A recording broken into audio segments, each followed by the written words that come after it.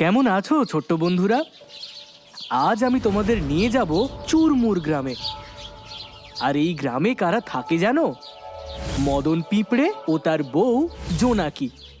তাদের সুখী দাম্পত্য দেখে গ্রামের বাকি পিঁপড়ে, ফড়িং, ব্যাঙাচি বউরা হিংসে করতে থাকে। ওই দেখেছো, ওই যে দূরে ছোট্ট বাড়িটা, হ্যাঁ, ওখানেই মদন আর মদনের বউ জোনাকি একসাথে আনন্দে থাকে। কই গো গিন্নি, এবার হাট থেকে তোমার জন্য কি আনবো বলো তো? এমনিতে তো তুমি আমাকে সবই দিয়েছো। ভগবানের আশীর্বাদে আমার আর কোনো কিছুর অভাব নেই গো।